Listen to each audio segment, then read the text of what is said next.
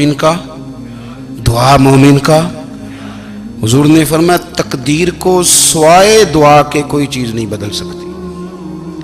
دعا مومن کا ہتھیار ہے, یہ کافر کے پاس کوئی نہیں, یہ ہتھیار ہے مومن کا. اللہ کرے آپ کو سمجھ آئے. پھر سنیں, کئی بار کہہ چکا ہوں یہ ہتھیار ہے. کافر کے مقابلے میں جو تیرے پاس سب سے بڑا ہتھیار ہے وہ دعا ہے. دعائیں کرانی چھوڑ دی, کرنی چھوڑ دی, لینی چھوڑ دی. حضرت سیدنا انس بن مالک رضی اللہ تعالیٰ عنہ فرمایا کرتے تھے, میں نے وہ رنگ دیکھا ہے جب حضور دعا مانگتے تھے اور حضور کی مقدس آنکھوں میں آنسو بھی ساتھ ہی بہا کرتے تھے. میں نے وہ انداز دیکھا ہے. تو صلاح الدین ایوبی بزرگ سے کہنے لگے آپ بھی دعا کیجیے, اور خود رونے لگے اور سر سجدے میں رکھ کے رونے لگے, اور عشاء سے لے کر فجر تک روئے, خوب روئے. صبح وہ بزرگ آئے تو صلاح الدین ایوبی کا خوبصورت اور ہنستا ہوا چہرہ دیکھا. کہنے لگے آپ بڑے خوش ہیں, رات تو میں نے بڑے روتے ہوئے دیکھا تھا. تو کہنے لگے حضور وہ جو بحری بیڑا آ رہا تھا نا وہ پانی میں ڈوب گیا ہے, اب وہ نہیں آ رہا, ابھی خبر آئی ہے تو میں بڑا خوش ہوں.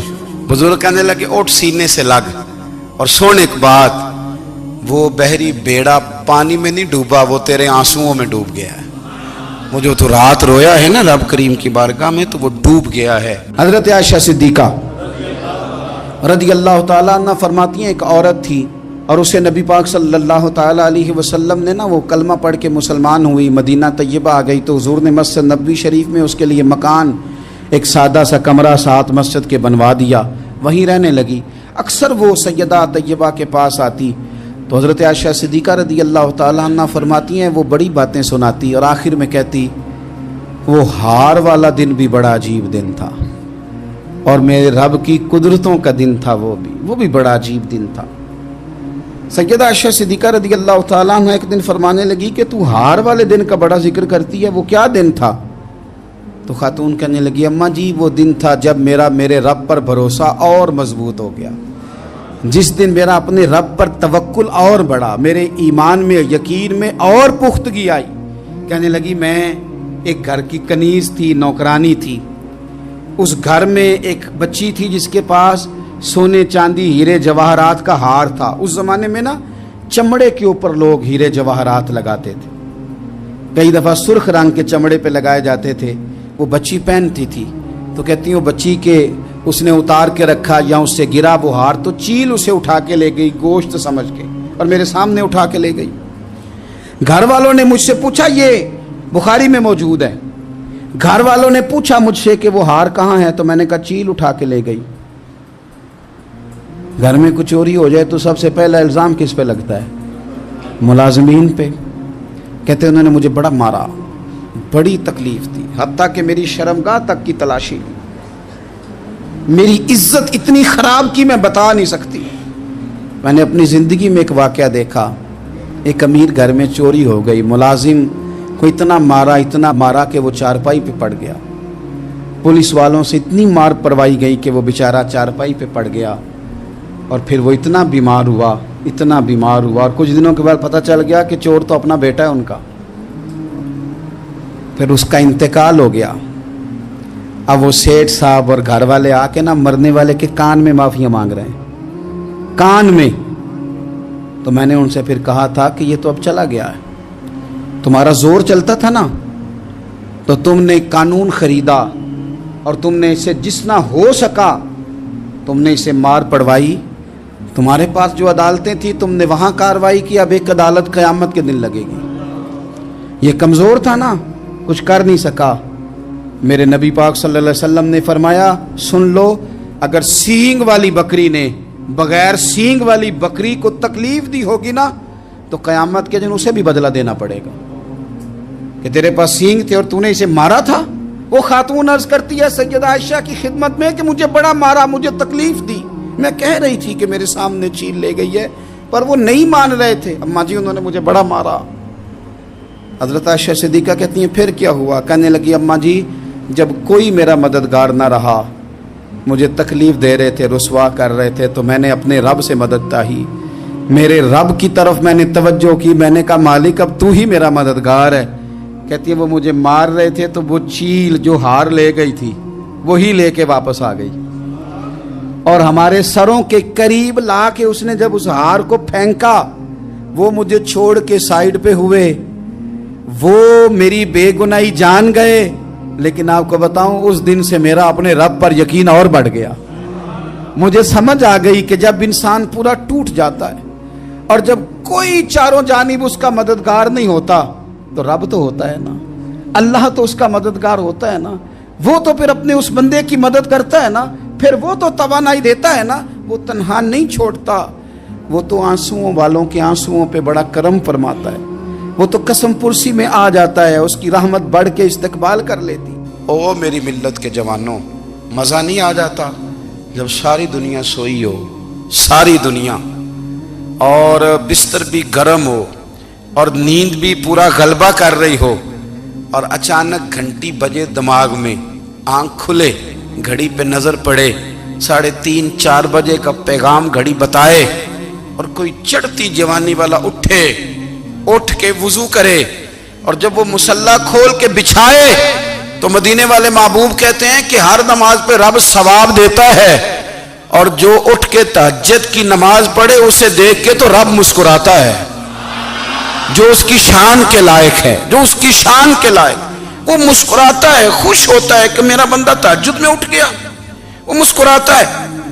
کاش ہماری صبحیں کبھی اپنے مالک کے نام ہو جائیں، کاش کے صبحیں۔ حضرت ابو الحسن رحمۃ اللہ تعالی علیہ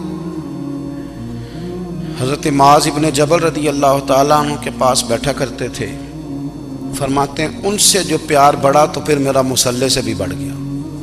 تابعی ہیں، فرماتے ہیں صحابی رسول سے محبت ہوئی تو ذکر سے بھی ہو گئی، پھر درود شریف سے بھی ہو گئی، محبت ان سے بڑھی تو پھر اللہ نے مسجد کا پیار بھی بڑھا دیا۔ آپ فرماتے ہیں کہ میری ہر وقت طبیعت چاہتی تھی کہ بس اللہ اللہ کروں، بس اللہ اللہ کروں، بس نہ میں ذرا تھوڑی جان چھڑاؤں لوگوں سے، کوئی 10 منٹ ملے تو میں کوئی 4 نفل پڑھ لوں، میں تھوڑا سا نہ بچوں لوگوں سے، اور مجھے تسبیح ملے تو میں نہ کچھ 400-500 دفعہ استغفار پڑھوں، سبحان اللہ، الحمدللہ، اللہ اکبر، لا حول ولا قوت الا باللہ، میں نہ تسبیحات پڑھوں۔ فرماتے ہیں کہ بچے تھے گھر میں 6-7، غربت تھی، کام ملتا کوئی نہیں تھا، اور میں کام چور نہیں تھا، کام ڈھونڈتا تھا، پر اللہ کی قدرت کے کام نہیں ملتا تھا۔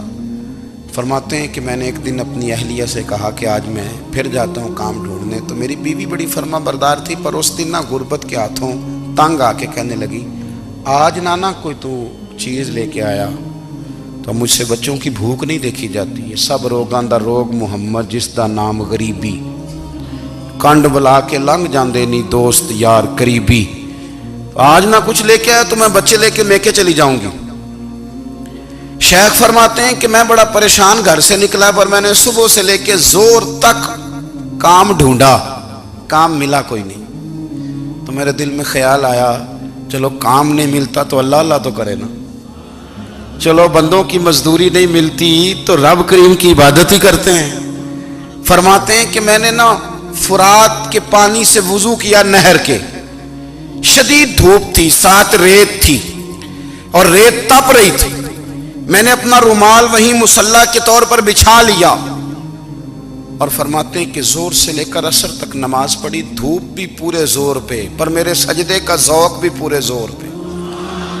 فرماتے ہیں سورج بھی چمک رہا ہے اور رب کی عبادت کا ذوق بھی پورے زور پہ، میں سجدہ کروں تو پھر میرا اٹھانے کو جی نہ چاہے۔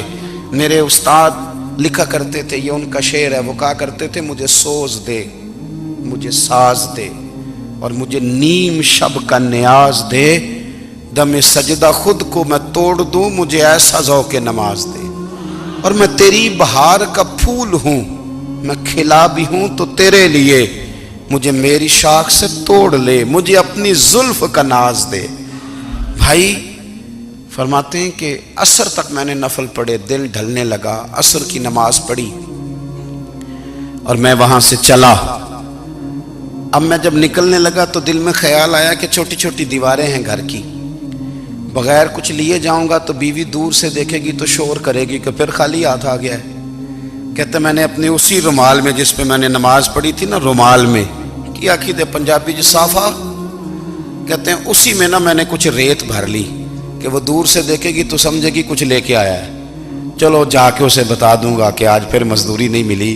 کہتے ہیں وہ ریت لے کر جب میں گھر میں گیا تو پہلے بیوی دروازے پہ کھڑی ہوتی تھی، پوچھتی تھی خالی ہاتھ آ گئے ہو؟ آج میں نے دیکھا تو ہے ہی کوئی نہیں۔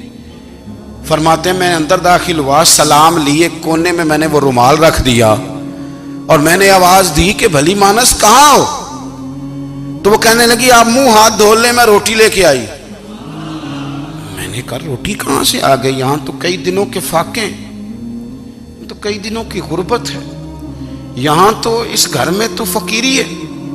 فرماتے ہیں کہ وہ روٹی لے کے آئی اور اس وقت کی جو موجودہ نعمتیں تھیں، سمجھ لیں سلاد، اچار، ہر چیز ساتھ لائی۔ میں نے کہا کہ بچے کہاں گئے؟ کہنے لگی وہ کھانا کھا کے کھیلنے گئے، آپ کھانا کھا لیں آ جاتے۔ کھانا اس نے چن دیا۔ میں نے حیرت انگیز لہجے میں ساری نعمتیں اپنے دسترخوان پہ دیکھ کر کے بیوی سے پوچھا یہ کہاں سے آیا کھانا؟ بچوں کو تو نے کہاں سے کھانا کھلایا؟ یہ سارا کچھ کیسا ہے؟ تو کہنے لگی پتہ نہیں آج آپ کس کریم کی مزدوری کرنے چلے گئے تھے، پتہ نہیں کس کریم کی، میرے گھر میں تو اتنی نعمتیں آئی ہیں کہ مجھ سے سنبھالی نہیں جا رہی، اتنا اناج ہے، اتنا گندم ہے، کس کریم کے دروازے آج چلے گئے تھے؟ یہ کہتے کہتے وہ اٹھی اور اٹھ کر کے کہنے لگی پہلے بڑا کچھ آیا تھا، اب کیا لے آئے ہو؟ اور جا کر کے نا اس نے وہ ریت والا رومال کھولا، کہنے لگے میں تو لے کے آیا تھا ریت، تو میرے رب نے اسے بھی سونے اور ہیرے بنا دیا تھا۔ جب آپ کی توجہ اللہ کی جانب، میرے نبی پاک صلی اللہ تعالی علیہ وسلم نے فرمایا ہر چیز اپنے رب سے مانگ، ہر چیز مانگ، ہر چیز مانگ۔ یا رسول اللہ کیا کچھ؟ میرے محبوب نے فرمایا تیرے گھر میں نمک بھی ختم ہو جائے تو وہ بھی اپنے رب سے مانگا کر، تو مانگنا وہ تجھے دے گا، تو اس کی بارگاہ میں کشکول طلب دراز تو کرنا۔ اور ترمذی شریف میں عجیب لفظ ہیں، رسول کائنات نے فرمایا، رب کریم فرماتا ہے جب میرا بندہ ہاتھ اٹھاتا ہے نا تو مجھے حیا آتی ہے کہ میں خالی کیسے لوٹا دوں اس کے۔